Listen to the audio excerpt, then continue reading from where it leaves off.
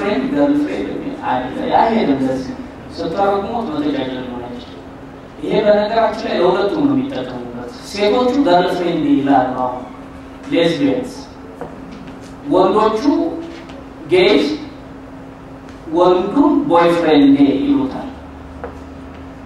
ለሷል የተከበረው ቃሉ መተጫጨት ተሳሰቡ ማለት ነው። መተጫጨት አለ። ከዚያ በኋላ ወደ ቅዱስ ጋብቻ መቅረብ አለ። ታዲያ ወደ ቅዱስ ጋብቻ ሲቀርቡ እለቱ አይደለም የተጀመረው።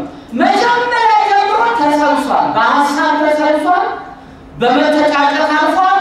ቀጥሎ የቅዱስ ጋብቻ ምስጢር በተፈጸመበት በተክሊሉ ዕለት ይወልዳሉ ልጅ። የሚወልዱት ልጅ ጋብቻ ይባላል። ባለትዳሮች ሁሉ ልጅ አላቸው። በአካል የተወለደው ልጅ ብቻ አይደለም ልጅም ይባላል። ሲጋቡ የሚወልዱት ልጅ አለ። ያ የመጀመሪያ ልጅ ጋብቻ ይባላል። ምን ይባላል? ንገሩኝ፣ ምን ይባላል? ጋብቻ። አዲስ የሆነባችሁ ግን ጋብቻ ይባላል። ምን ይባላል? ጋብቻ። አሁን ዛሬ የተጋቡ ሰዎች የዛሬ 5 ዓመት ሁለት ልጅ ቢጨምሩ ስንት ልጅ አላቸው? ንገሩኝ፣ ስንት ልጅ አላቸው? የመጀመሪያው ስሙ ማን ነው? ጋብቻ። እና በስጋ የሚወለድ ልጅ ይታመማል፣ እንክብካቤ ይፈልጋል።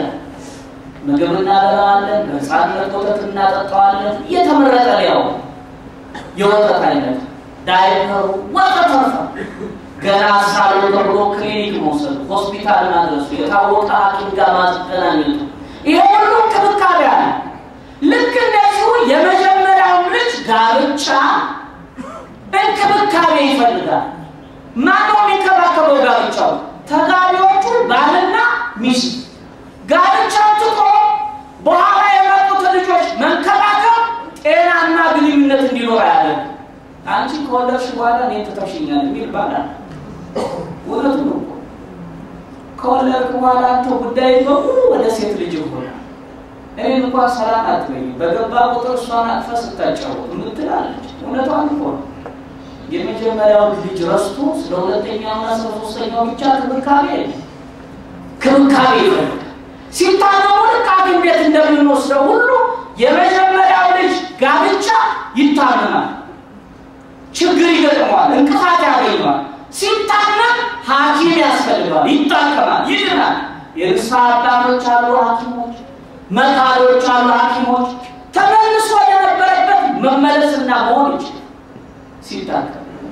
አሁን ልጃችሁ ሕፃን ልጃችሁ በስጋ የተወለደው እጁን ቢያመው ሐኪም ቤት ሁሉ እናመላልሰው አለን ቢል በቃ እጁ ይቆረጥ እንላለን። እዚህ አንገቱ ላይ ሆነ ችግር ቢገጥመው እዚህ አይኑ ላይ ያለ ገጽታ ጤናማ ባይሆን አለን ቢል አንገቱ ይቆረጥና ይገላገል የበሽታ ይዞ ከሚዞር ይባላል አይባልም? የመጀመሪያው ልጅ እንደዚህ አይባልም። ይሄ ስለሆነ ስለገጠመው ይፍረስ፣ ትዳሩ ተቆርጦ ይጣል፣ ጋብቻው ይጥፋ አይባልም። ማከም ነው ጋብቻው ማከም እና መተጫጨት አለ። ከዚያ በኋላ እንግዲህ ጋብቻ የራሱ ቀለም ተከተሎች አሉት። መጨረሻ ላይ የምናያቸው 3 ገጽታዎች አሉት። እነዚህ እንመለከትና የዛሬውን አጠቃልላለሁ። እናንተ ይሄ ስላይድ ሲደርሳችሁ በኢሜላችሁ ታነቡታላችሁ። አንደኛው በጋብቻ ህይወት ውስጥ 3 ገጽታዎች አሉ። አንዱ መተው ነው። የሚጋቡ ሰዎች አንድ ከመሆናቸው በፊት መተው መቻል አለ። ይተዋሉ የተባለው በቅዱስ መጽሐፍ አባትና እናት ነው። ማንና ማን ነው? አባትና እናት። ማን ይተዋሉ? ንገሩኛ። አባትና እናት ይተውኩናል ማለት አከብሩንም ማለት አይደለም። ግን ሲጋቡ አባትና እናት መተው አለባቸው። በትዳራቸው ጉዳይ ለሚወስኑት ውሳኔ ባልና ሚስቱ ናቸው። ባለቤት ይተዋሉ በዚህ ታዲያ መተው የሚጀምረው ልክ የተጋቡለት አይደለም። ከዛ አስቀድሞ ዝግጅት ያስፈልጋል። ራስን ችሎ መጓዝ ቅድሚያው ለትዳር አጋር መስጠት ማለት ነው። መተው ማለት የምትተው ደግሞ ማወቅ ያስፈልጋል። እንቅፋቶችን አውቆ ማለት መቻል ያስፈልጋል። ያለመተው የሚያስከትላቸውን ችግሮች መረዳት ይገባል። አንዱ አለመተው የሚያስከትለው ችግር በትዳር ህይወት ውስጥ የቤተሰቦች ጣልቃ መግባትና ትዳሩን ማፍረስ። ዛሬም አሁን ተጋብቶ እናቴ ደስ አላላት አባቴ እንደዚህ ምክንያት የሚፈልግ ወንድ አለ። ምክንያት የምትፈልግ ሴት ከጋብተው በኋላ ከወሰኑ ይሄ ካልተረዱላችሁ በግልጽ ነው መነጋገር። እናንተ ወላጆች ያላመናችሁበት ካለ በግልጽ ነው። አይ ይሄ ነገር አላማረኝም ጨርሻው ጥዋይ ምን ነው ያላማረው ምን ነው ጥዋይ ያለው ነገሮች ዛሬ የሚፈልገው በግልጽ መናገር ማስረዳት። ሰው ከሰውና ጉዳዩን በአግባብ ከተረዳው መፍትሄ መፈለግ አይደለም።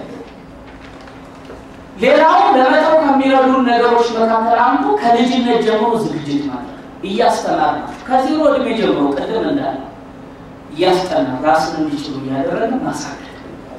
ልክ 18 ዓመት ሲሆናቸው ዩኒቨርሲቲ ሲገቡ አይቸገሩ። አሁን ይኸው ያያችኋል በየክፍለ ሀገሩ ይላካሉ። ሴት አዳሪዎች አቤቱታ የሚያቀርቡባቸው ስንት ልጆቻችን አሉ። ስንት ጥፋቱ የነሱ ነው። እኛ ራሳችን ደብቀን አስረድተን እናሳድጋቸው።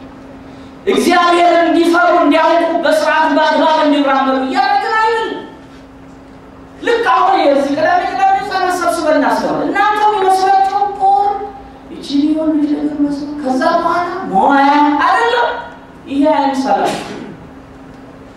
ይሄ የሰው አይን አርቆ በትክክል አንድ ነገር ያሳየን አረቃ በትክክል እግዚአብሔር ያሳየን ነገር አለ ወደፊት ከሱ ሊተርፉላችሁ ነው ልጆቻችሁ እንዲተርፉልን ነው ልጆቻችሁ። እኔ ልጅ ወልጄ የኔ ልጅ ጤናማ ዕድል እንዲገጥም የኔ ልጅ ጤናማ ዕድል እንዲገጥም ነገ የሚመጣውን እንቅፋት እንዲያልፍ ከስር ጀምሮ በአግባብ አስረድቶ ማሳደግ ዓለምን እንዲያውቁ እግዚአብሔር የሚወደው የሚጠቅማቸው እንዲረዱ ማለት እንደዚህ ካደረግናቸው በየደረጃው ኃጢአትን እየተው ቦታው ላይ ደግሞ ሲደርሱ ወደ ትዳር ሕይወት ሲገቡ የሚገጥማቸው ሁሉ ታግሰው ችለው የሚያልፉ በቃ በራሳቸው የሚቋቋሙት ይሆናል። ሁለተኛው አንድ መሆን ነው። ባሎችም ሚስቶችም ድርሻቸውን አውቀው ተዋህደው መኖር ማለት ነው።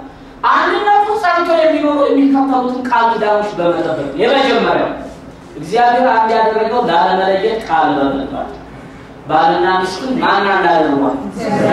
ስለዚህ ባልም ቢሆን ለመለየት ጥረት ማድረግ የለበት። ለውጭ ሰው እኮ የተጠቀሰ ጥቅስ አይደለም። ይሄ ሰው ለራሱ ለባል እግዚአብሔር አንድ አደረገ ለመለየት አትጣር። እግዚአብሔር አንድ አደረገ ለመለየት አትጣሪ። ሌላም ሶስተኛ ወገን ካለ ቤተሰብም ጓደኛም ካለ ለመለየት አትጣሩ አትለዩ ማለት ነው። ስለዚህ ላለመለያየት ቃል በመግባት በመውደድና በማክበር